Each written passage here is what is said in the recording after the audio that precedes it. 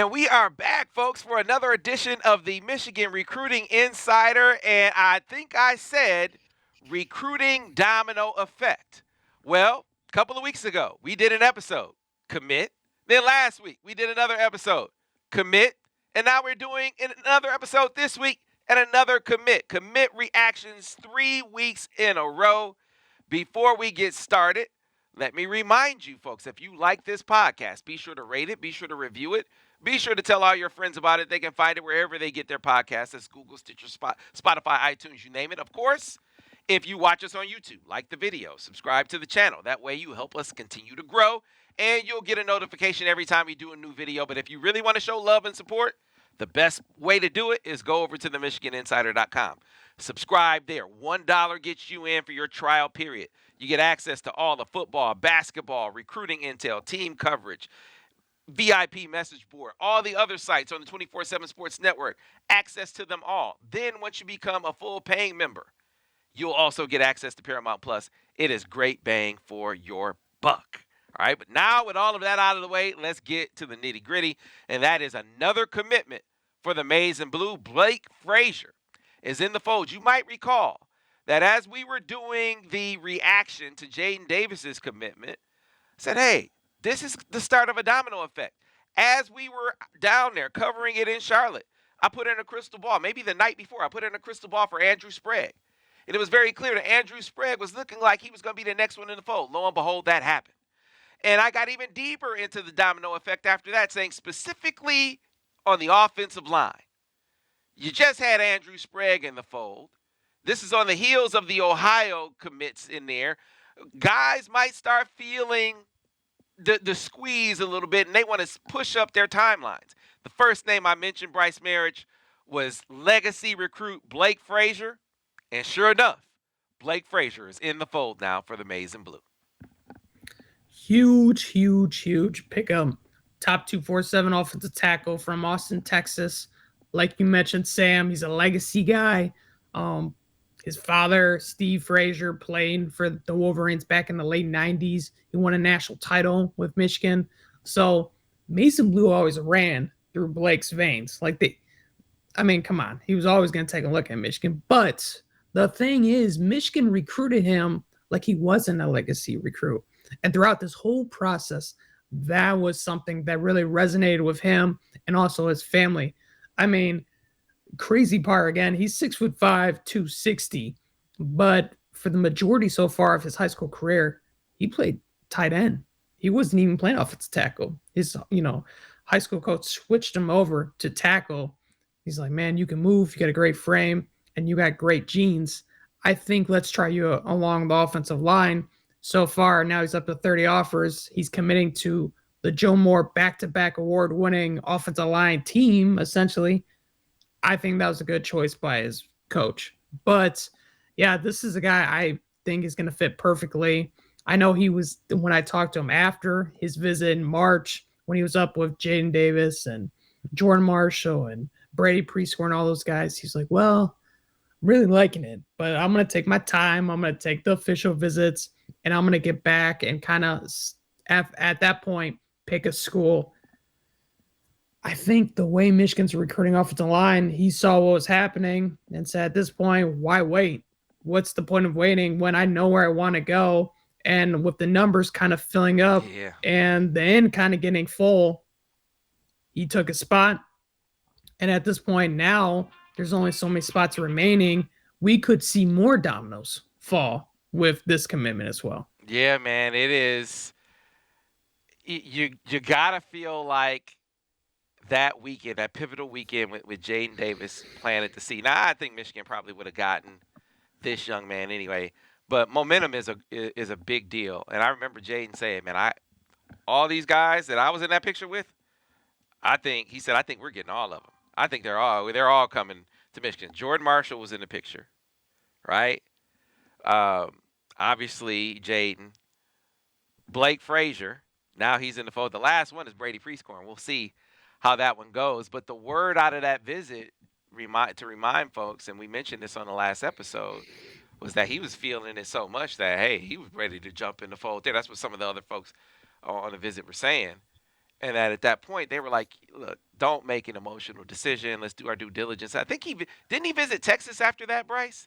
I think he visited. Yeah, I think he did. Yeah, Yeah, yeah, which is nearby for him. yeah. Right down there in Austin. And so, sometimes if you go to another place and the feeling you had from where you just came doesn't go anywhere, like it doesn't give you any second thoughts about what you were thinking, then it's like, why not go ahead? So even though I think part of this is, as we were talking about, how many guys you're going to take, and I think we both agree they'll probably take 6 offensive linemen, right? Him being a legacy guy, probably almost assured that a spot was going to be set aside for him.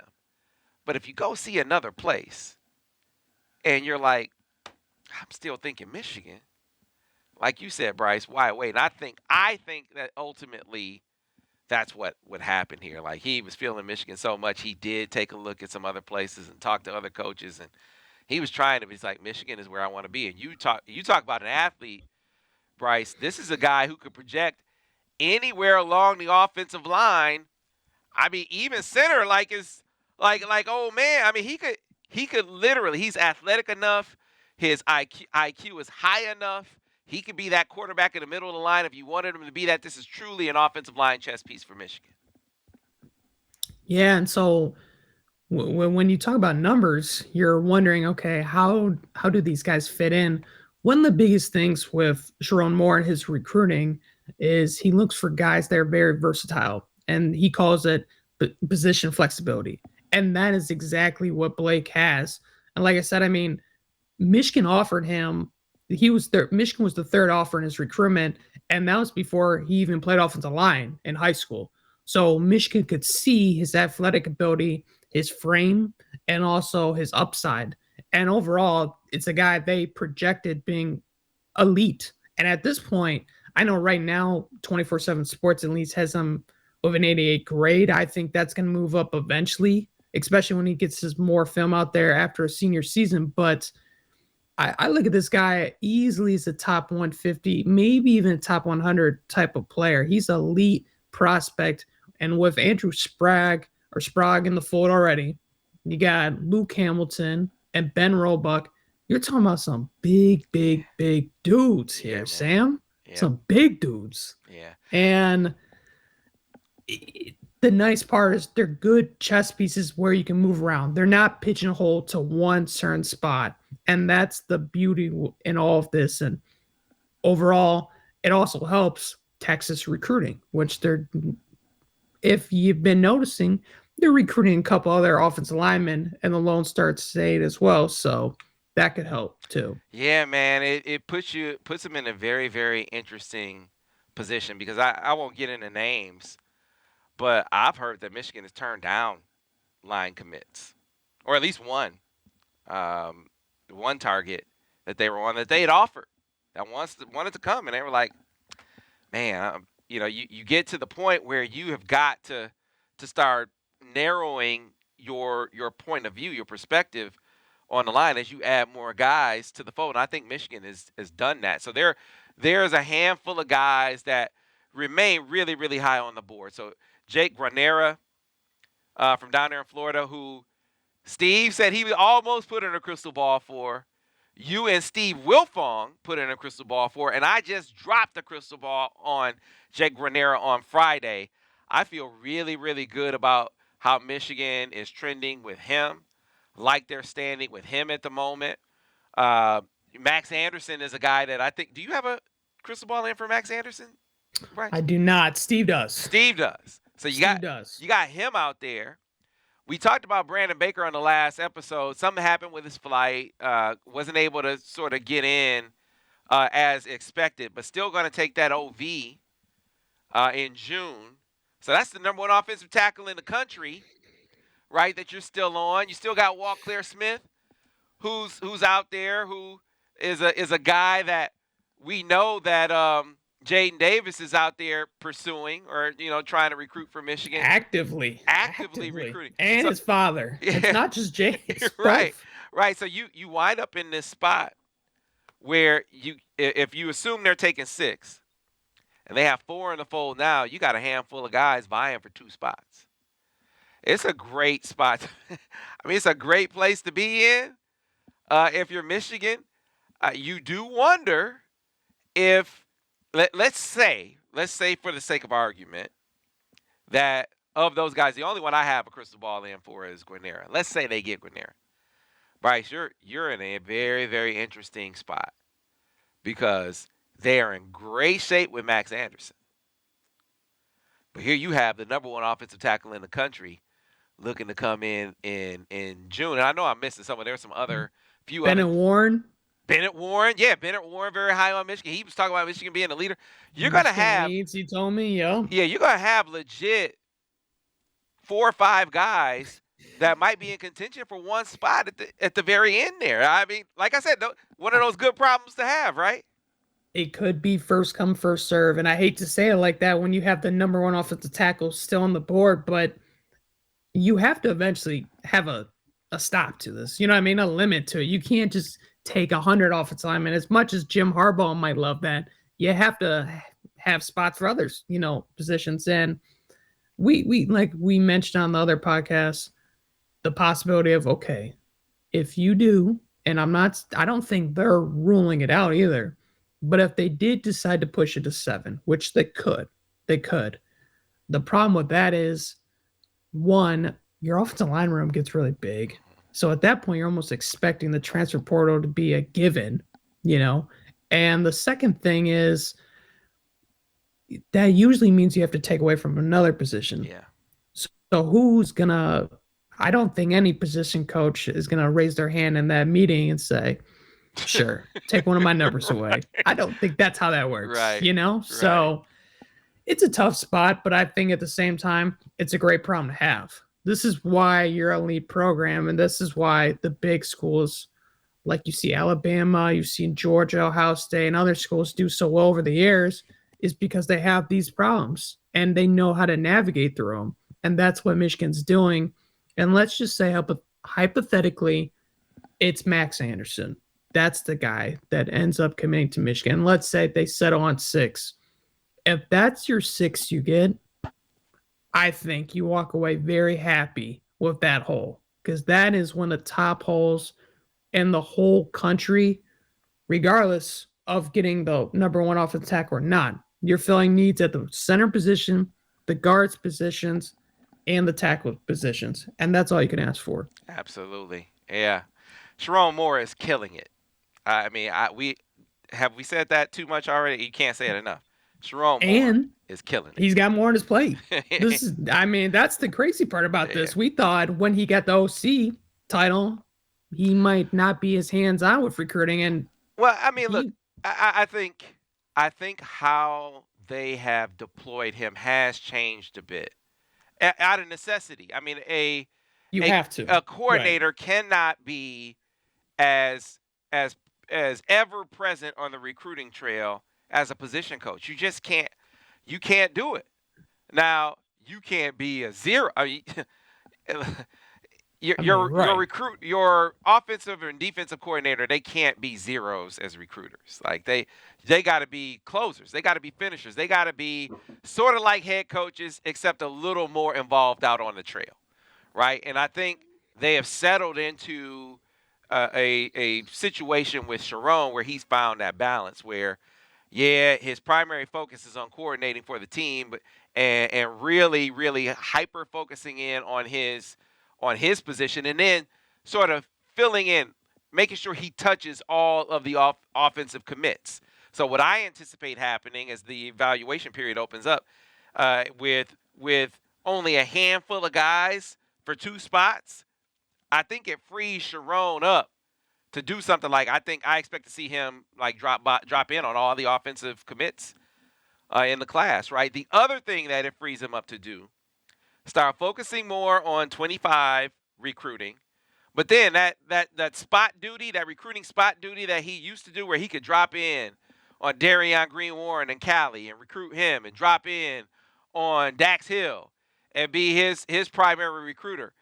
By getting his recruiting for his position out of the way, likely by mid to late June, now you can maybe utilize Sherrone a little more like you used to as like that heavy hitter. Like you need some help in the recruitment.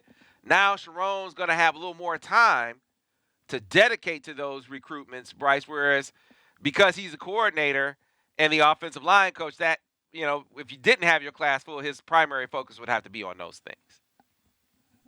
Absolutely. And I think the other thing, too, and I've said this, and this is just my opinion, but I think this is Jim Harbaugh's best coaching staff in terms of recruiting ability.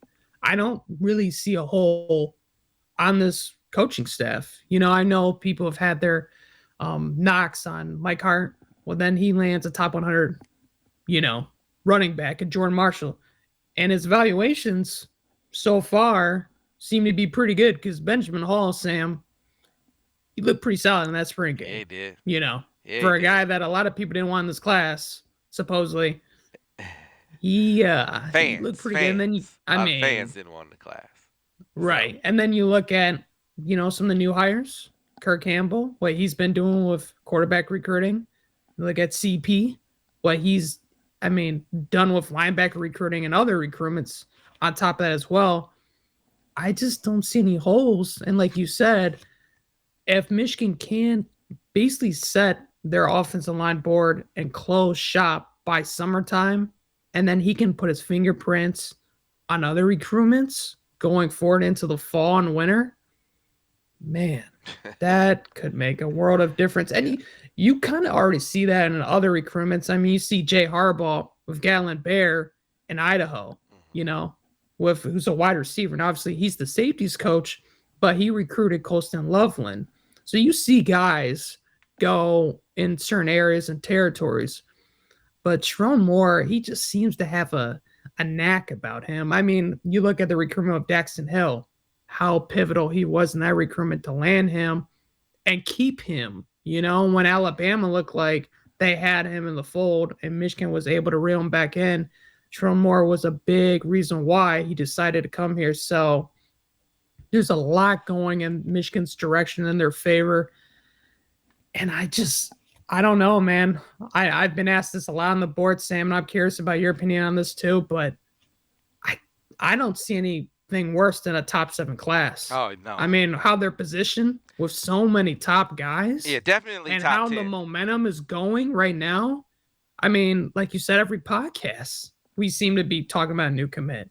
So, and these are not just some, low 3 stars, project guys, that developmental guys.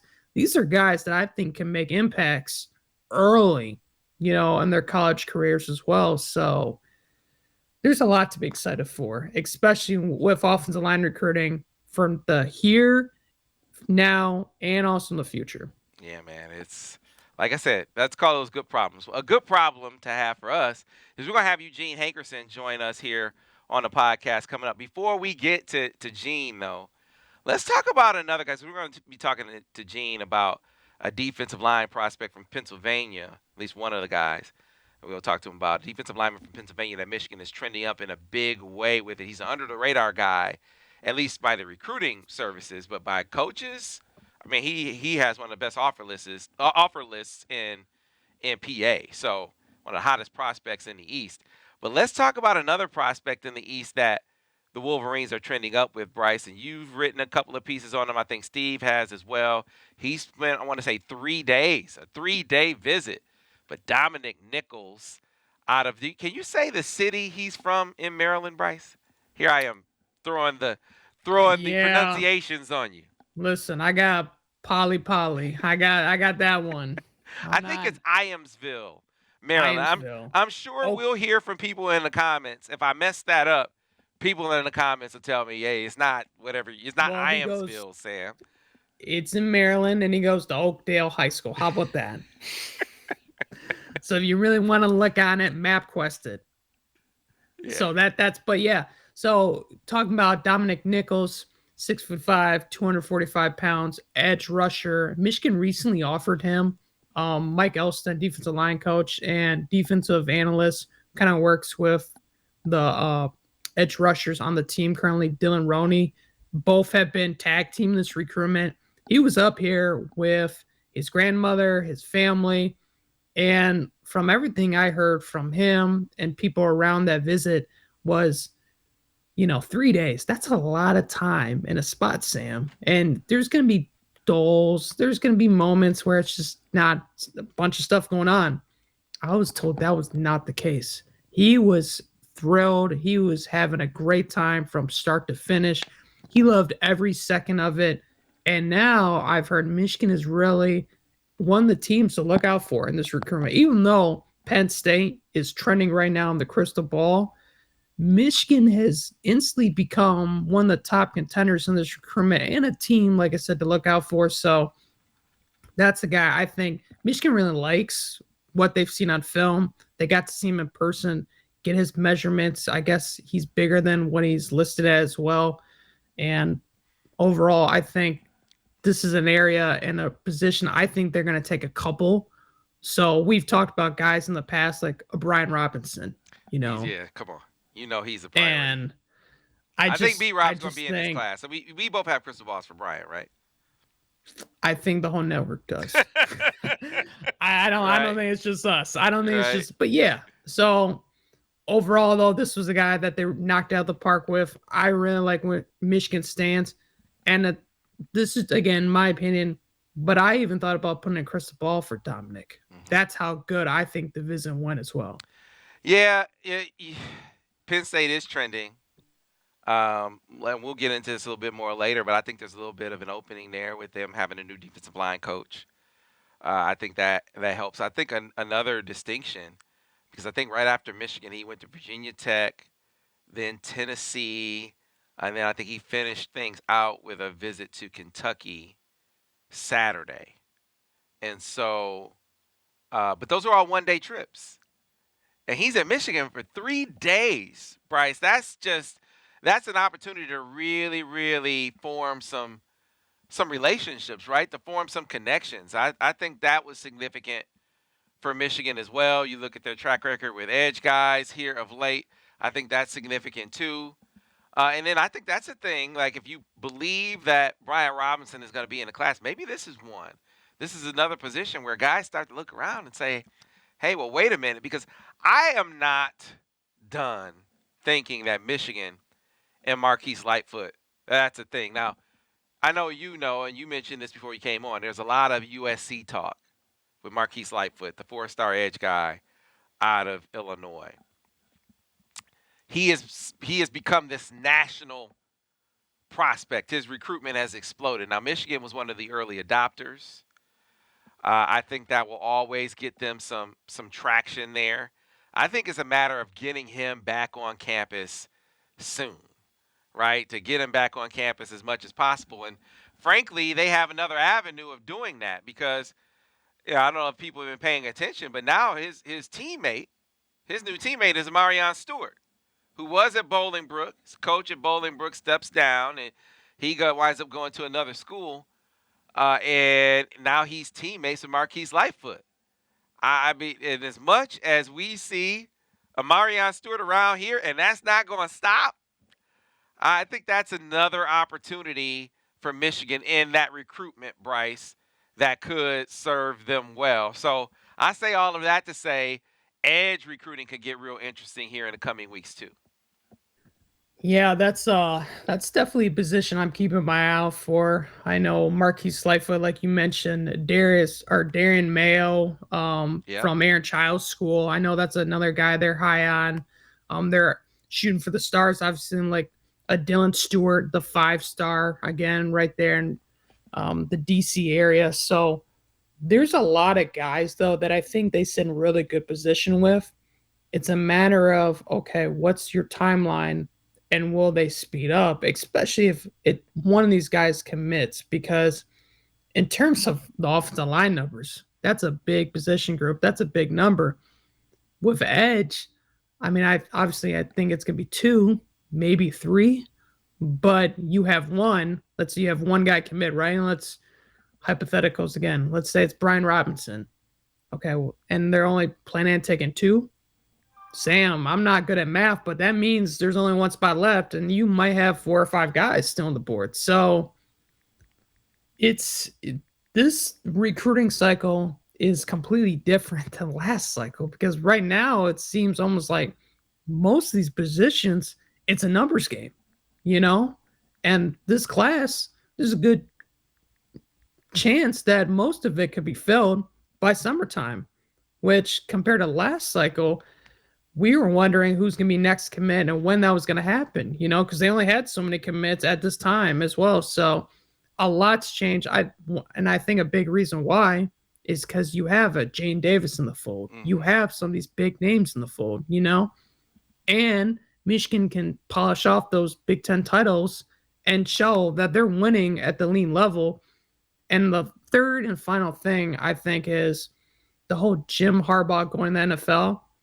It is what it is at this point. Like, I think recruits, parents, coaches understand that the NFL is going to come calling for Jim Harbaugh. It is what it is. And when it first came out 2 years ago of him potentially going back to the league, it scared a lot of people and also helped fuel all their programs to use as negative recruiting. I don't hear about that as much anymore because it's been out there so much that Michigan's just like, hey, it is what it is.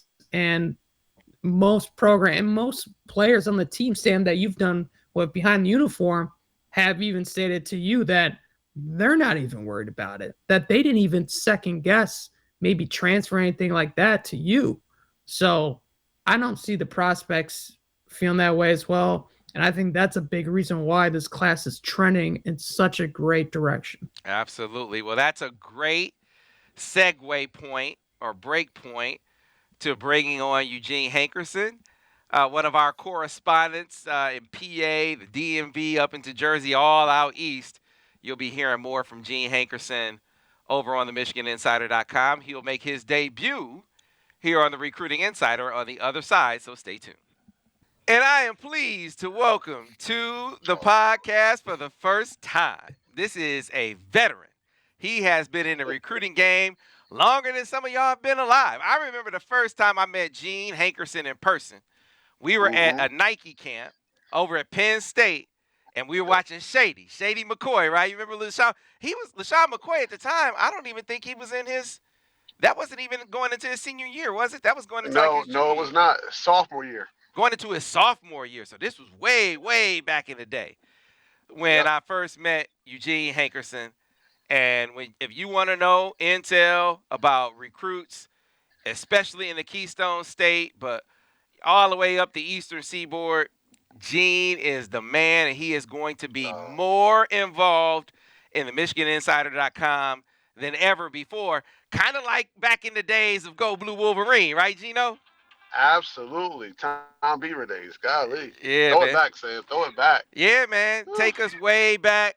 And just to give you an idea, to tell you about Gino, how far we go back. So Gene Brice used to cover the Army All-American game with me. I want to say this must have been Army All-American game circa 06 or 07. Might have been 08. It was in the early 2000s. Anyway, so we're down there, man, and I'm grinding like I always grind. Brice, you know how we do. We grind, right? We go to places and we are in the gym or in the arena from sun up till sundown. So, man, I was sick on this one. I mean, I was doubled over in pain with cramp. I mean, just bad, man, in a bad way. To the point where I had to go to urgent care. I could hardly walk. It was so bad. And so, Gene, I was like, man, you got to cover. I can't even remember who we were covering at that one, Gino. And so, I go to the doctor, and he prescribed something to kind of help me, kind of help the stomach. And so, I'm starting to feel the medicine starting to work. And I'm like, Gene, hey, man, listen, bro, I don't know what this medicine is going to do to me, but, might want to use the bathroom before I go. He's like, no, I don't have to go. Everything's good. I know you sick. Go ahead, Sam. And I said, are you sure, Gene? He said, no, I'm good. And so I'm about to go, and Gene's like, all right, let me just go ahead and get something out of the way because you sound like you're going to be in there for a minute. So I'm like, cool, okay. And, man, I'm sitting outside, and you don't understand, I'm doubled over in pain. And I'm thinking to myself, this dude just said he going to be in there for a second. And next thing I know, I hear, And I said, man, what the hell are you doing? I was like, bruh, I gotta go to the bathroom. Man, this is serious. Like, I'm out here dying. You barely said you had to go. My bad, Webb. Like, man, what are we talking about?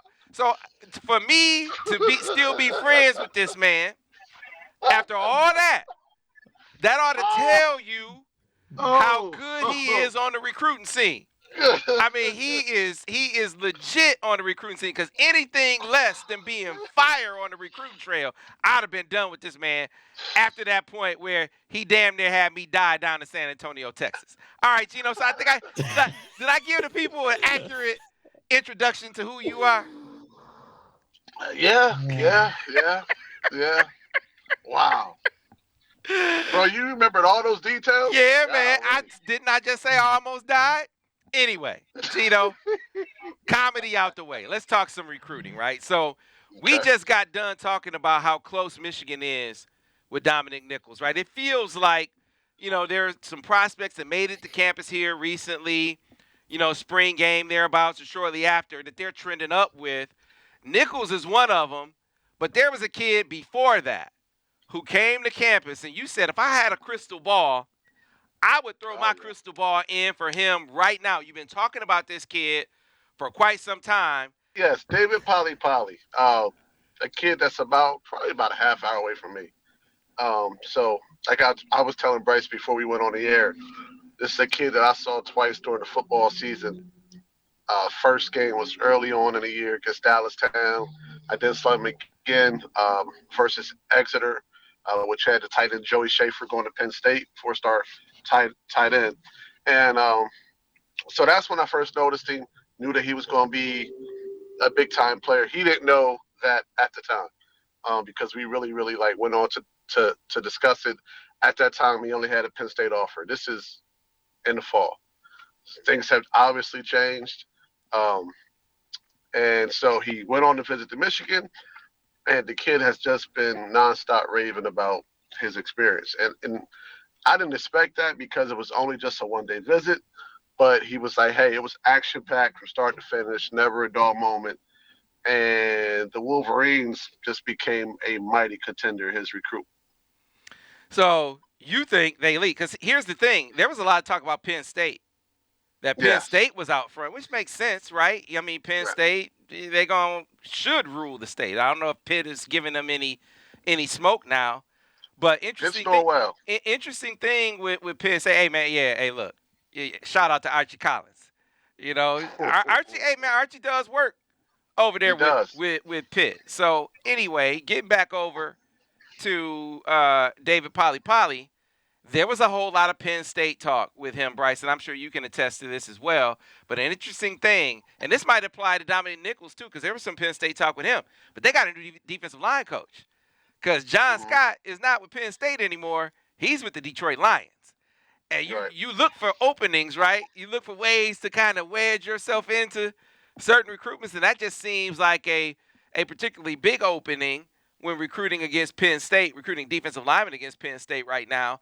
And they're trending up in a very nice way with Deyvid Palepale right now. I would absolutely agree. Plus, you got to remember, he's not a homegrown talent. He's only been here for about, I think, 3 or 4 years at the most. So he's not your normal in-state kid that has that loyalty to Penn State that's attached to the brand. I've probably seen him do several interviews. He's been asked about this. Do you want to stay home and play for Penn State? Is that a big-time factor? He never said yes. Never said yes. And more importantly, when he made these visits, his mom went on the last visit to Michigan with him. And that was big because she came away saying that Michigan is her number one school. That's her favorite school. Mm-hmm. So if mom likes it, what does that tell you? Yeah, hey man, you're ahead of the game. It's not a guarantee, right? But if mom likes it, you're in really, really good shape. Listen, if what mom wanted really was the be-all, end-all, there's a whole lot more prospects Michigan would have had, right? I mean, Malik McDowell, right? Yeah. I mean, there are plenty of moms. There's a bunch of those. There's a bunch of those moms that they won, right? Yeah. But it didn't quite work out to get the kid. But maybe this will be one of the other kind where you win the mom, you win the kid, because they definitely seem to be trended up. And then he comes away from that visit like, hey man, I got to come back for OV, right? Yeah, he was so fired up. And I waited a few days after speaking to him on Friday, after speaking to him on Saturday. I waited a little bit, see if it wore off, And he was like, man, this thing just has a hold on me that I cannot shake. Like, I love it there. Love it. You don't see too many recruits saying, I love it there after a one-day visit. He's never been there previously. So I knew this was big. And then when he said, this is mom's favorite school, that was big. Yeah, I feel about this particular ranking, Brice, kind of how I felt about Blake Frazier. We were talking about how he's an 88, right? And Steve even said last week, I just think it's just a matter of the scouts getting more eyes on him. I think the same thing with Deyvid Palepale, maybe even more so when you consider his offer. I mean, his offer list is ridiculous. You got SC, you got Tennessee, you got Oklahoma, you got Ohio State, Notre Dame, Michigan, Florida, Auburn, Penn State. I mean, you hear offer lists like that, Brice, that doesn't sound like a 3-star number 613 in the country 88 guy. Not to me anymore. Is that what he's ranked as? Yeah. But sometimes it takes some time for the scouts to get eyes on some guys, right, Brice? Gotcha. He's from Alaska. So we know how many scouts out in Alaska. You know what I'm saying? Brandon Huffman gets up to Alaska sometimes, right? Right. I mean, I think here's the thing about him, too. He's essentially nose tackle. I know Gene and us, we were talking, and they were playing him at defensive end. So I don't know. It's tough to evaluate a guy when he's kind of playing out of position. I think this season he's going to be playing obviously more inside and interior, but he's 6'3". I want to say he's over 300 pounds. It's just tough to.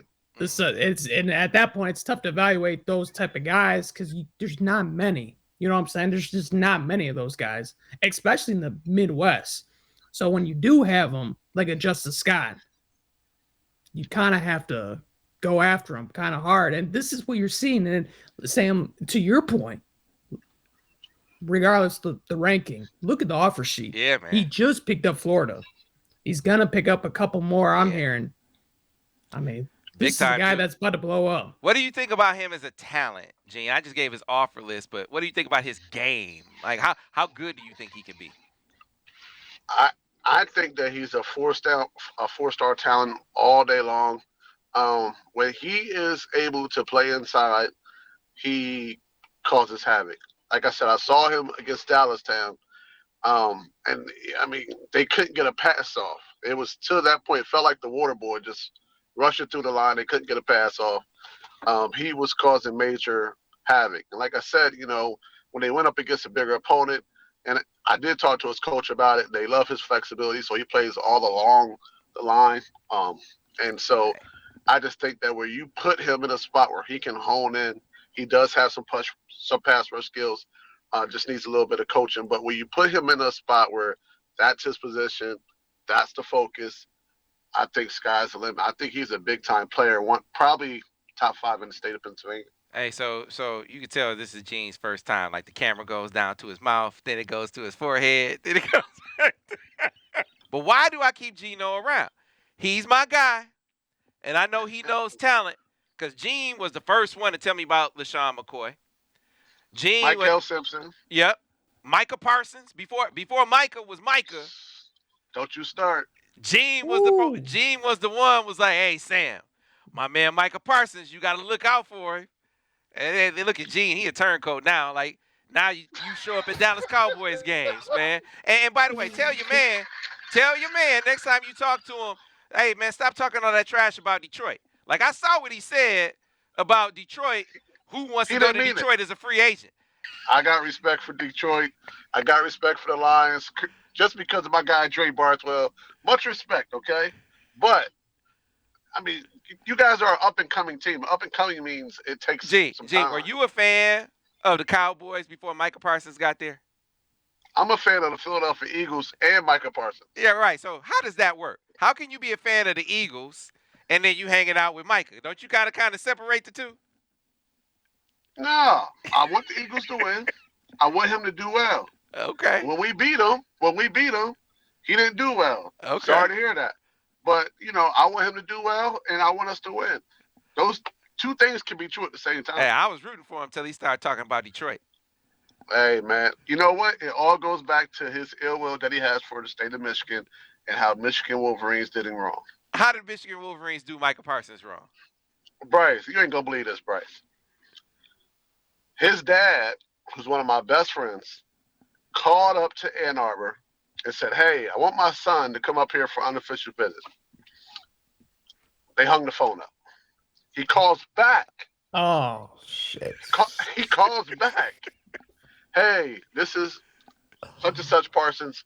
Hey, I'm trying to get my son to come up for unofficial visit. I think it was like Michigan State. And they said, oh, no, we're full.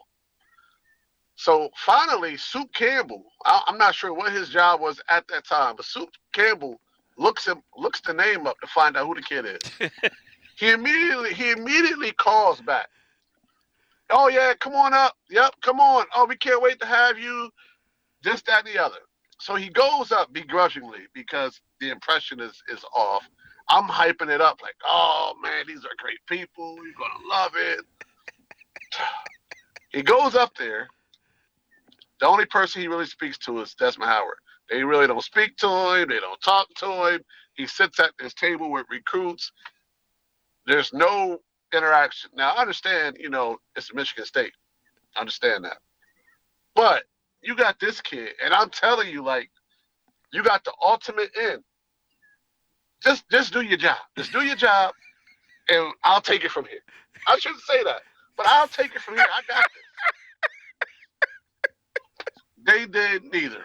They got him up there. Props to Soup Campbell. Anytime I see him, props to Soup Campbell. That's my guy. But you can't drop the ball. I was mad for a long time. It took me a while to get over that. And I kept telling Sam, yo, they got to start talking to this kid. We went to the Nike opening. It might have been the last Nike opening. I think it was. And he got a chance to meet Mr. Parsons and Micah. And he found out that I was right. Yeah, Am I man. not right, Sam? Yeah. Okay. That's why I said, man, I was a fan, but then he started talking about my team, man. He started talking about my team. Yeah, because I remember. I was like, man, this is a cool dude. We rode from the airport. Remember we rode from the airport over to the spot? And I was like, man, this is Micah Parsons is a cool guy. Then he started talking. He's a great kid. He started talking ill. He has ill will for the D. I'm just like, okay, man, we got but to now draw you a line. understand why. Bryce, does it make sense why he would say this? That's wild. That's wild. That is wild. All right, let's get back on topic. That was more story time. Let's get back on topic. Okay, go ahead. Bryce and I were talking about quarterback recruiting. That was a big topic in the last episode. The number 1, 2, and 3 quarterbacks in 25 are all Michigan targets. But now, So Bryce, lay out. Let's handicap it. I've been saying that since they got Jaden Davis, your odds go down with Bryce Underwood, but you still recruit him and you hope that turns around. Things have been trending, though, it seems, up with Cutter Boley and with George McIntyre. But your latest intel suggests that things are looking another way with those two. Yeah, so basically with Cutter Boley, I'm hearing it's kind of trending towards Kentucky. With George, I think he's so wide open. Michigan's probably maybe top 5-ish, but they're battling a lot of big-time schools. And obviously, Bryce Underwood can just pick a name out of a hat. He's the number 1 quarterback in the country. So where should Michigan look? I kind of suggested, and I'm not saying that, I'm saying if all 3 go elsewhere, and even not, I'm a huge fan, and I want to hear what your opinion is, Gene, of Stone Saunders. I think he's a stud. So I don't know, what's your take on him? How do you feel Michigan sits with him? You know what? It's hard to judge because this kid doesn't even talk much. He doesn't talk much. Now, he lives about 5 minutes away from me. So this is somebody that I know the program, and he's been a starter since he's been a freshman. He's been a record-setting player every year. I think that Michigan looks great in his eyes. You're talking about a kid that wears Michigan gear all-around school. If you would ask a coach or any teammates, they all say, "Oh yeah, he's going to Michigan." That's what we get here. And I know that people are aware of the attachment between the Harbaughs because his dad is the strength and conditioning coach for the Baltimore Ravens. Mm-hmm. So there's a relationship there that dates back. And so I think because of that relationship that he kind of just liked Michigan. But, everybody around here close to the program, they all say that kid's going to Michigan.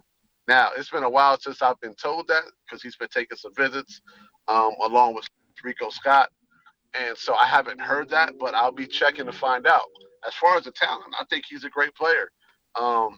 He shows up in big games. He plays the way that you would want a 4 or 5-star quarterback to play. He's big time. Yeah, and again, you mentioned the end there.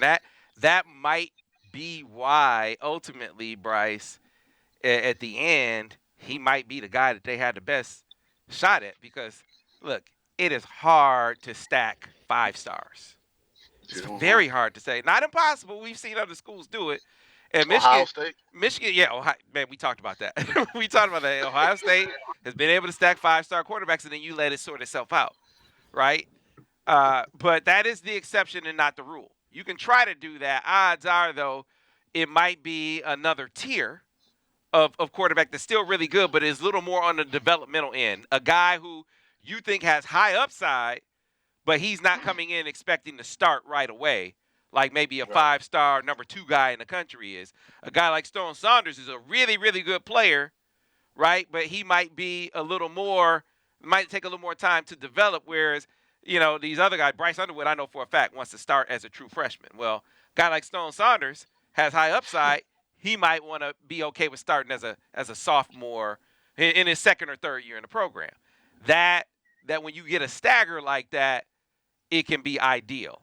So we'll see how it goes, but that might be the best shot that Michigan has, Bryce. Yeah, I'm a huge fan of Stone. I think he won the Gatorade Player of the Year, the state of Pennsylvania. So, this is not some bum we're talking about. This dude he's a baller. And I got one more quick question for Gene, I guess, and you might not like this question, but comparison-wise, who would you compare him to? I've never thought about that. Wow. I don't know, Bryce. I might have to think about that one. Okay. He's not. I've seen a lot of great quarterbacks come out of Pennsylvania. Chad Henne's. Man, because he's not a huge dude, right? No, he's about 6'2". Right. 6'2". Like I say, he's quiet, but he is a leader. I don't know who I can compare him to. I just don't. But I know that he is the ultimate gamer. I've seen him throw picks, bounce right back like it was nothing, and throw touchdowns. Like he is the leader of the Bishop McDevitt program, and everybody rallies around him. I think he's a great player, and I don't think that he stays in state either. Mm-hmm. Ooh. Yeah, man, that's cool. So a couple of more guys before we let you go, Gene. I know you've a guy we don't talk about a great deal, but he is high on Michigan. He's going to OV on in the defensive backs ranks, also from PA. Omillio Agard is a guy that I know you've been out to see. Not a guy we hear from a lot, but again, is expected to take an official visit to Michigan here, I think, this summer. Yeah, you know what? It's funny. Emilio gets a bad knock because of his size. He's not the biggest corner, but he's a kid that I think if you go back and look at his stats over the past 2 years, he's only had 8 completions allowed in 2 years of football. That's pretty big, and he plays for a top program. So he sees best receivers all year long. He plays against the IMGs, St. Thomas Aquinas. He sees guys all year long that can play, and only allow 8 catches in man-to-man coverage. That tells me a lot about his abilities. And the game that I went to, he played against.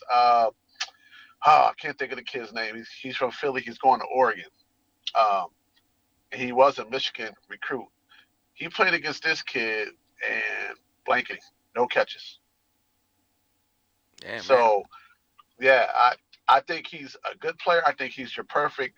I think he's really your perfect slot. Corner. He sticks like glue. Yeah, I think he's a slot guy. Like Mikey St. And Ristal type dog.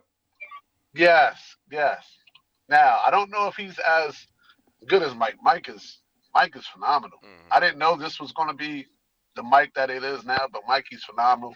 But this kid can play. He works hard and he loves Michigan. I would say right now, Michigan, Clemson, top two schools for him. I know his parents love Michigan as well, and so I'm not surprised about the official visit because they told me back in the fall we'll be there for an official visit. So I think if Michigan pushes, they'll get this kid. Yeah, we'll see. That's an interesting point to make. Will they push? Because Yeah, the way that they're trending with some of these really highly ranked DBs, it'll be the same kind of deal potentially. Anyway, the same kind of deal with yeah. space. With space. Well, it's a good problem to have. Yeah, if It's they a good get now, problem.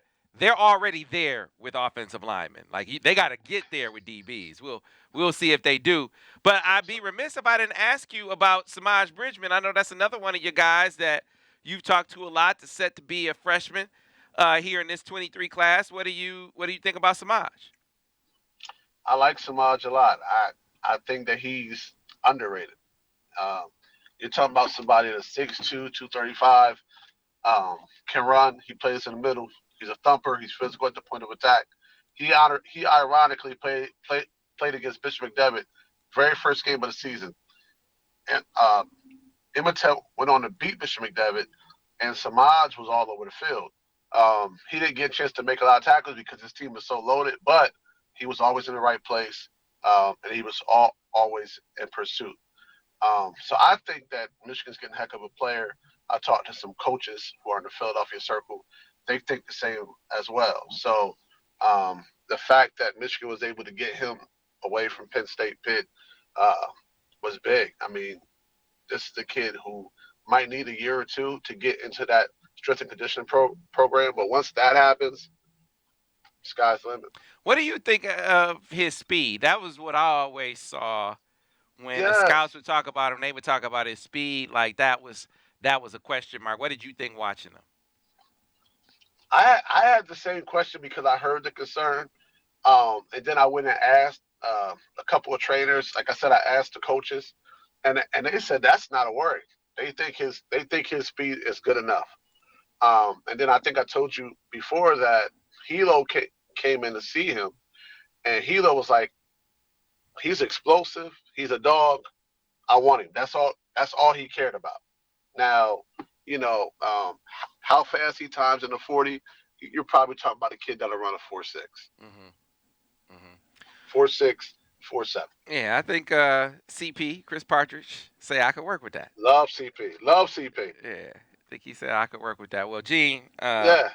I am excited that I think you were the first one to tell me about Stephon Diggs. But didn't you tell me about Stephon Diggs Yes. first? Woo. I mean, Yes. when I say Gino's record, his record as my man, as a roommate, ain't that good. But but record spotting talent is pretty damn good. He was the first one to tell me about Stephon Diggs, man. Yeah. And that's how I Yeah. got in with Stephon Diggs people. Like, hey, this gonna be a ball player. Yeah. If he went And to that's back Maryland. when he told me about, hey, I got a little brother you should watch out for. He was Yeah. right. Yeah, man. So yeah, Woo. Gino goes back. I'll say this in closing. I've always been a guy who loves everyone, has friends of all races, colors, Oh, and goodness.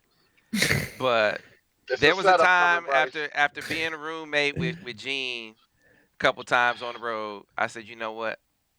I need me some more white friends. I need some more white friends because Gino was making all the brothers look bad.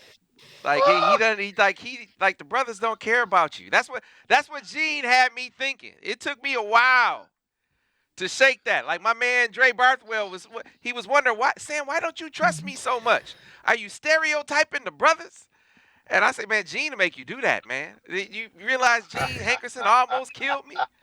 Almost killed me on the road to the point where I said, I got a lot of white friends already. I need even more. Because Gene Hey, was making all the brothers look bad. I'm just saying. Well, I'll tell you what. I'm just saying. I'll tell you what. Since that time, I have added my own group of white friends, and I love them just like they're you. I love them all the same. You can't tell me. I've always had white friends. I said, man, I need some more. I need some more to compensate for what Gene, how he's making all the brothers look. I started looking at myself in the mirror, not trusting myself. It was so bad. Like, man. Hey, man. Purple, white, blue, it's all good. Y'all. Listen, we due for a trip. We are due for a trip. We are. And you have your own room. And that we'll be all right. We'll be all right. Gene, it was a pleasure, my man. Can't wait to appreciate you guys. See you out on the road, and we'll talk to you again soon. All right, man. Appreciate you guys. Y'all have a great day. All right. That was Gene Hankerson, folks. You'll be seeing him more and more on the Michigan Recruiting Insider and also on the Michigan Insider website. Always a blast. See, so we have fun on the Brice. You know we have fun on the road, don't we? A lot of fun, it sounds like. I mean, I have fun with you on the road, too. Man, we listened to Jake Holm the whole trip. Oh, yeah, you got to hear Jake. That was... Come on, man. Yeah. One of the greatest of all time. Yeah, you're going to hear that a lot. Heavy rotation. Heavy rotation with me. So, but it's another. I wonder, are we going to be able to come back with the next episode talking about another commitment?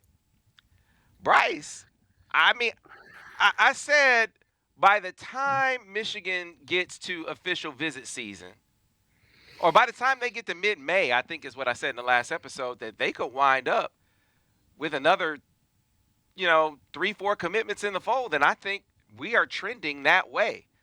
By mid-May, if we count Blake Frazier in this mix, that's one. I see at least 2 more in the fold by mid-May. That's my thinking right now. Could there be more? Sure, there could be more, but that's a great reason to stick around over at the MichiganInsider.com, right, where we will always keep you up to speed on the latest and greatest in football and basketball recruiting, as we are tracking the portal activity heavily over on the site. Obviously breaking it down with Tim McCormick on the Basketball Insider. We got young Davis Mosley, our intern, who's tracking things down. Dre Barthwell about to hit the AAU circuit with us as well. So you're going to start seeing that coverage amp up more and more, along with camp season on the football side of things, as we're about to hit that trail really, really hard. The coaches about to get out on the road. The eval period is up again, and you're going to hear about the coaches dropping in on different schools. So if you aren't a member of the MichiganInsider.com already, what are you waiting on? What are you waiting for? $1 gets you in your first month. You'll get access not only to the MichiganInsider.com, but all of the sites over on the 24/7 Sports Network. When you become a full paying member after that trial period expires, you will also have access to Paramount Plus. That is terrific bang for your buck. Of course, if you listen to us over on the podcast, be sure to like it. Be sure to subscribe to it. Be sure to tell all your friends about it. They can find it wherever they get their podcasts. That's Google, Stitcher, Spotify, iTunes, you name it. And, of course, if you watch us on YouTube, like the video, subscribe to the channel. That way, you'll get a notification every time we do a new video, and you'll always know when great content is hitting the Michigan Insider YouTube page. Until the next time, folks, thanks for watching another edition of the Michigan Recruiting Insider.